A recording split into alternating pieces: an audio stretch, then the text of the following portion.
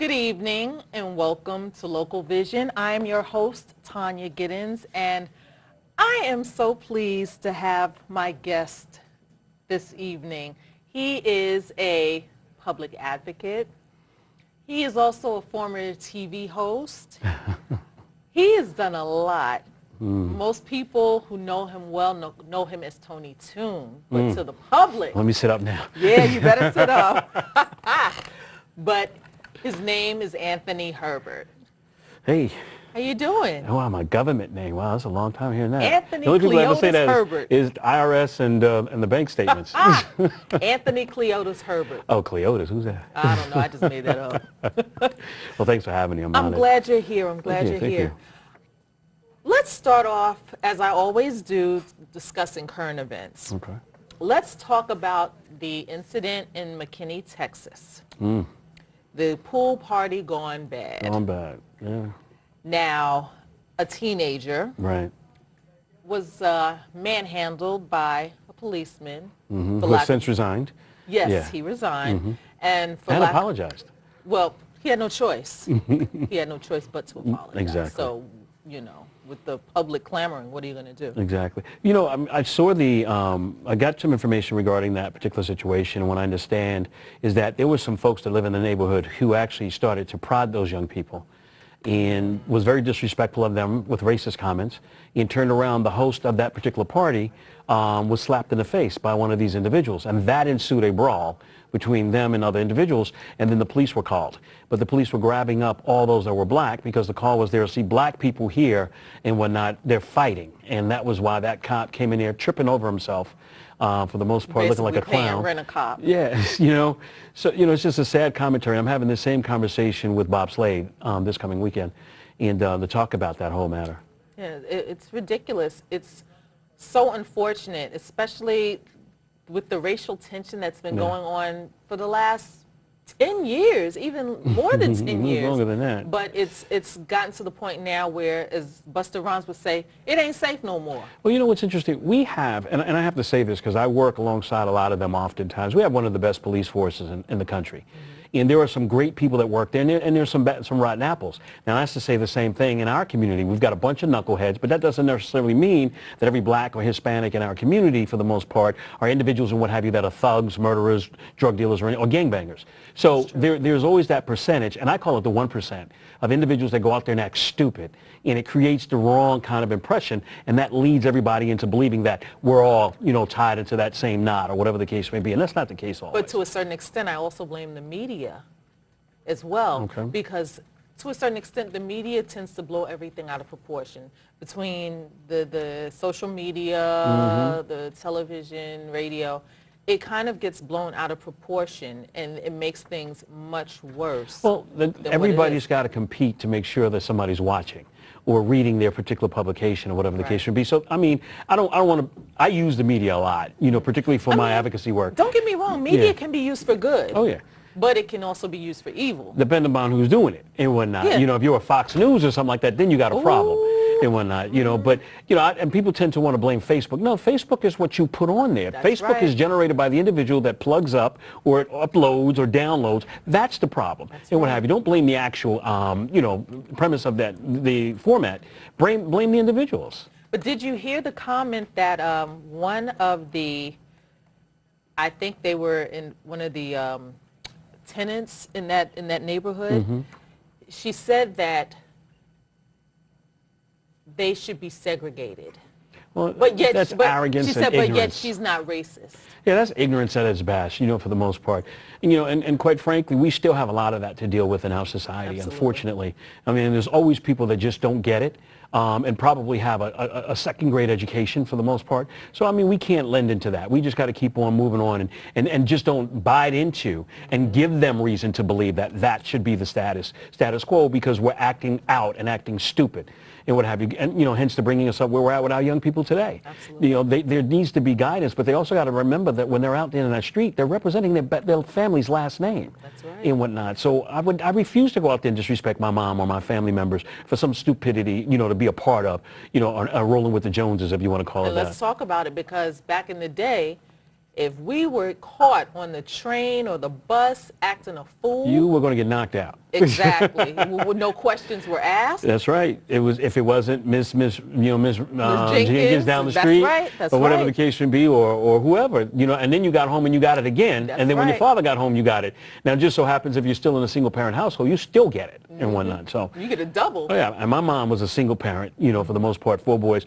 We didn't step out of line with her. You just didn't want to get knocked out. That's right, because mother has the power. Oh yeah, definitely. Now let's talk about what you do. Okay. Explain to us exactly what a public advocate does. Well, in actuality, it's really community advocate. Public Okay. advocate is an actual seat that's held, here in New York City that you have to vote on, which currently the public advocate is Tish James. A community advocate, for the most part, is a role that I've taken on, and I separated myself from being what they call a community activist.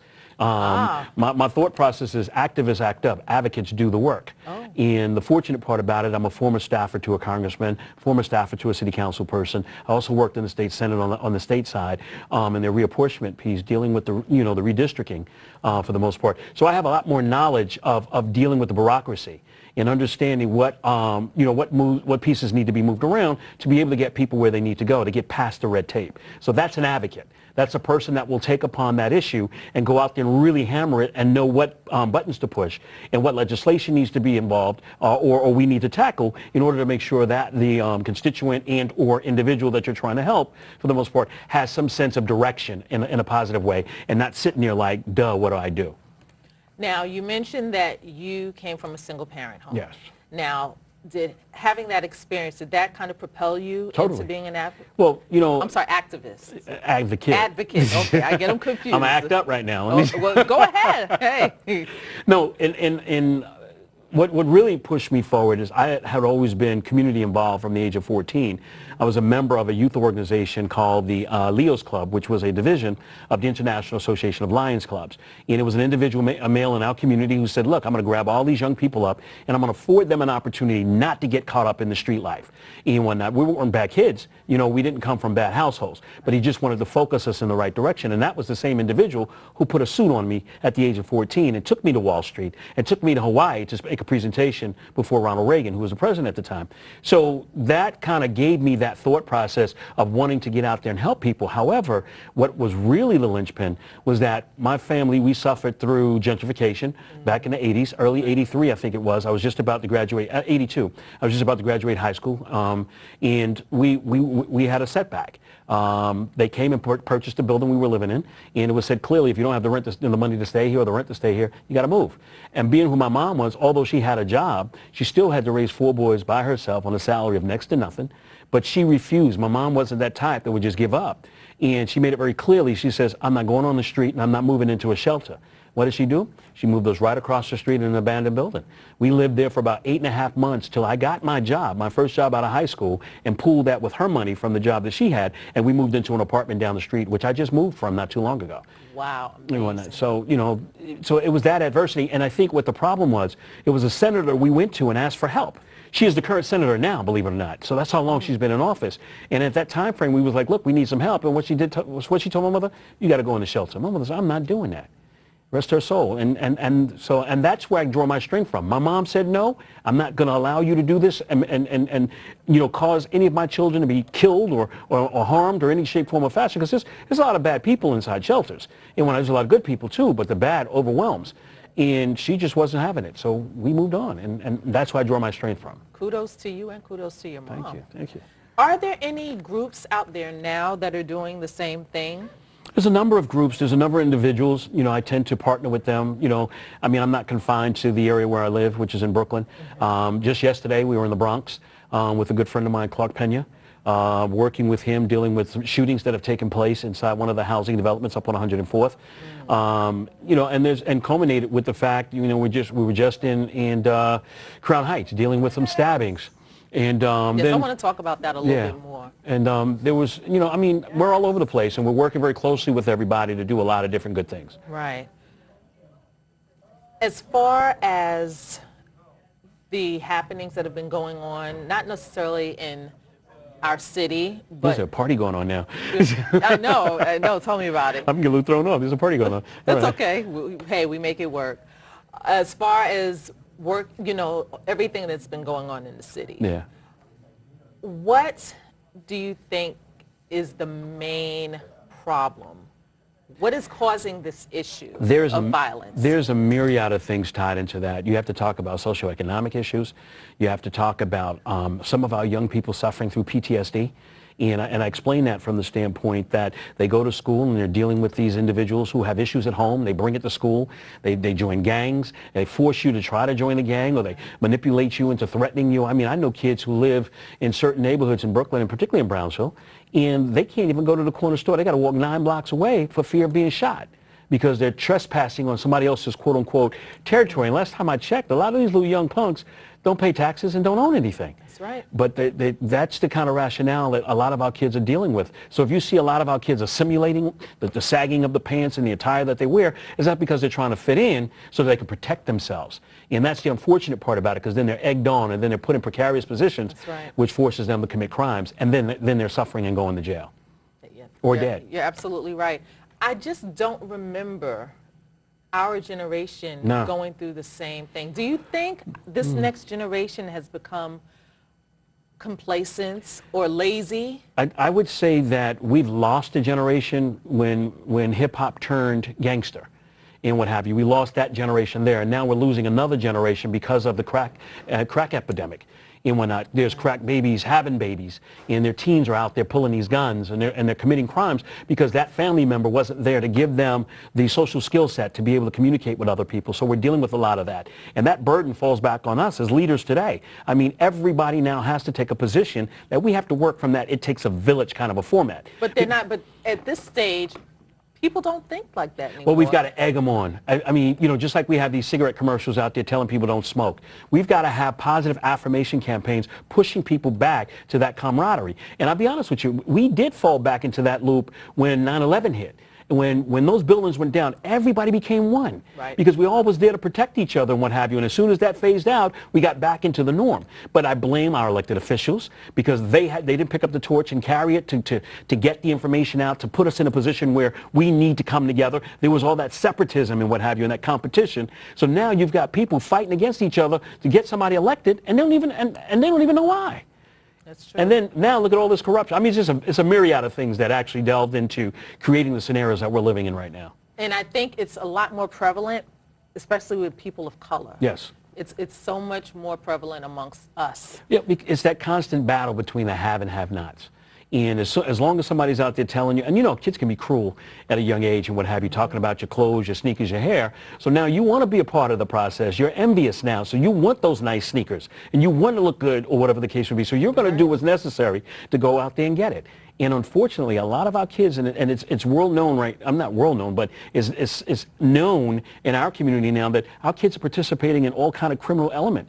They're doing credit card scams, 14, 15 years old out there cutting deals with credit cards, going and purchasing cards, stealing people's social security numbers, and now also involved and engaged in committing sex trafficking, bringing 14-year-olds out of Pennsylvania. Where is this coming from? It's amazing. Video. It's coming from these ratchet TV shows. We have become so desensitized oh my gosh. by, I don't want to say for lack of a better term, the urban shows, and we all know what that means. And like you said, ratchet TV. No, we got to call it out. The love and hip hops and all that stuff glorifies that kind of ratchetness. Our sisters on TV fighting with each other makes that look good. Then you go and get sorority sisters to go up there and do the same thing and break the common bond of being unified for the purposes of making money. I mean, it's a lot of that stuff. And I got to say it too, in our music. If you listen, I was just listening to the song on the radio talking about, I'll be there for you, but I want to sex you and this, that, and the third. Our kids are listening to this. And if they feel it's okay to hear it on the radio, then it's okay to act it out. It almost reminds me, Cedric the Entertainer. He was talking about how he had his daughter in the car. Yeah. And she turned on and she's dancing, and then the song comes on. Be a freak in the morning, freak in. He said, oh, no. He said, come on, we're going to listen to this. I'm coming up on the rough side. Said he's good people. But, it's true. It's common sense. It's what they're hearing. I was in a car with a friend the other day, and She said, clearly, Tone, if you turn the music on, if I put it on this channel, my 3-year-old will sing all these songs. But can't add 1 + 1. And can't even do ABCs. And I said, I don't believe you. Go ahead and do it. Just to test it. Put it on. Sure enough, the kid is in there talking about whatever that song that was on, singing. And I was like, oh, my God. And I'm like, she is right. And that's the sad part about it. I'm like, well, what did you do to stop her from doing this? Change the channel. That's what she does. Let's switch gears for a moment. You mentioned earlier that you attended a rally, if you will, or Like it was a press conference. Press conference. To denounce the violence, per se. I mean, we've been pretty much, and when I say we, excuse me, there's a number of us that are actually anti-gun violence activists, and that I will say. I will act out, you know, when it comes to somebody pulling a trigger and killing some innocent child. I mean, I've been to funerals for 1-year-olds who were shot, 4-year-olds, 80-something-year-old women sitting in their house and a bullet comes through the window and hits them. 9-year-old doing her homework on the bed, 6 floors up, bullet comes through the window. And whatnot. So that gun violence is prevalent in our community because of supply and the demand. And we have to take that, we have to find some way to nip that in the bud. But this particular situation was about 2 young boys, teens, 18 and 17, who were stabbed in broad daylight yesterday in one of our housing in one of our business districts where the stores are. I'm thinking housing developments because I was just in, you know, at East River Houses dealing with people being shot up there. So it just all starts to come together, the same thing. Right. It's so sad. I mean, it's ridiculous. Okay, maybe, how can I put this? Do you think the police have a hand in trying to quell these situations? I think the police department is a law enforcement component, and they're approaching it from a law enforcement standpoint, although there have been some programs that they're trying to initiate through their community affairs division, which is some great people. They know how to interact with folks and what have you, but they're people too. And I mean, unfortunately, the attitudes is being generated across the country, you know, behind incidences of these individual police officers. And I'm not defending them, don't get me wrong. Right. I go after bad cops, just like I support good cops. And at the end of the day, what I do find, for the most part, is that cops have the same issues we have. They put on a uniform, but they're still human beings. They still have the issues of marriage. They still have the issues of frustration. You know, maybe I ain't getting none last night or whatever the case may be, and they come to the job and they're all pent up and what have you. So now be confronted by a smart mouth individual who definitely triggers that, and then now you have a confrontation. Because now you have 2 humans going at it. Forget the uniform. It's 2 humans. But just so happens that uniform has the power to put you in handcuffs and put you behind bars just because I have that position to do that. And unfortunately, there are some people that abuse that authority. And it creates an atmosphere of distrust, you know, of a lack of serious concern with regards to wanting to build a relationship. So, you know, we have a lot of variables tied to that. Do they have a control of it? I don't know if they have a control of it because they can't be everywhere. They can only go where they're called. And when that 911 call comes, we can't have police officers on every block because we don't have that many police officers. That's true. And whatnot. So at the end of the day, I think if they magnify a relationship with community and community really stands up to its obligation, then we can probably steer this in the right direction. If not, then we've got a problem. What are some things that people in the community can do to kind of change the tide a little bit? Well, again, some parents who know they have to be parents need to step up. And I'm not blaming that parent that goes to work and definitely sends that kid out, you know, just like you've seen with Biggie Smalls. When he went out the door after his mom sent him off, he went on the roof and changed his clothes and what have you, and he became the hip-hop kid. But when he's in the house, he's Christopher. Right. And whatnot. So, you know, rest his soul. But that's that kind of element that exists out there, that peer pressure pushes these kids into these circumstances. So our parents really some of our parents have a hold on it. I think I'm a great parent. You know, I have my 2 boys and my daughter, and you know, my oldest son just turned 21. He just graduated Syracuse University. Nice. And what have you. But that's because we kept our foot on his neck. And it was a co-parenting relationship, although we weren't in the same household. I'm divorced. So we were able to say, all right, you're going to parent and I'm going to parent, but we're not going to let them play us against the middle and what have you. So we're going to make sure that they understand that if mom says that's what it is, then you can't call dad up, because I'm not going to support that. I'm not going to endorse you. I'm going to go with your mom. Right. That way it keeps them focused, and then they don't feel that there's some leverage to play games. So my second son is now on his way to college, and I'm happy about that. He's going into a second-year college, I should say. And my daughter is studying to be an EMT. So, you know, and that's because we kept our foot on their neck. And that's what parents have to do. Unfortunately, some parents just don't have that kind of support base. And that's what we need to create. Get in there with those single household parents and what have you and say, we got your back, and let's send the resources in that way. And that is a program I set up that I was trying to get into the hands of this mayor who is so arrogant and ignorant to the fact that, I'm this big political guy and I'm the mayor, so I'm going to run this show. And I'll do what I want to do, and I don't need any input. And that's what's hurting him right now. That's why bodies are dropping. Oh, well, all right. What is the most important thing that you told your children as far as dealing with police? First and foremost, when don't be a smart aleck. Yes, sir, my name is such and such. You don't have to give them but so much information. Right. And then at the end of the conversation, when you tell them my name is such and such, I live at such and such, and my father's name is Tony Herbert, can you please call him? That's all I told them to do. Okay. Let's talk about Advocates Without Borders. Right. Tell us all about it. Advocates Without Borders is the organization that I have. It's a network of over 60 organizations that we partner with. So when we go into certain communities where there's issues of violence or issues of need, then we work together. And basically everybody advocates, to make sure that we get those resources that are being called upon, or attempt to get those resources in the hands of those that we want to help out. To date, I've successfully worked close to 1,500 cases just personally and helping people on a myriad, because I bring that experience. When I worked in Congress, I did immigration. I understood the dynamics of how to deal with housing and disability and all of that stuff. So I lend that support or that experience to the network. So when folks pick up the phone and they call, that's what we come to the table with. You identify what the issue is. Like this mom that just lost her 2 kids. One of her kids in that stabbing picked up the phone and immediately reached out to her and said, look, Mom, we understand that we don't know what the investigation is going to bring out, but right now you're grieving. And what we'd like to do is help you. Did you have insurance? No, I didn't have any insurance. So we walk them through the process of how to get money, because her son is now a victim of a crime in the state of New York. So there is a fund that's available for them, up to $6,000. I didn't know that. If you are a victim, there's $6,000 awaiting, to assist you in burial assistance. Wow. Yeah. So that way we walk her through that process. People, the more you know. Yeah, we walk her through that process and help her out, and then we help to identify, a mortician that would be honest and respectful of the fact that she just lost her child, and that that they would work with her within that budget and not try to get her to spend more money than she has. Right. And whatnot. How long does that process take? It can take less than 3 or 4 days. It can take a week, depending upon how proactive the family is. Because there's certain things that they have to do.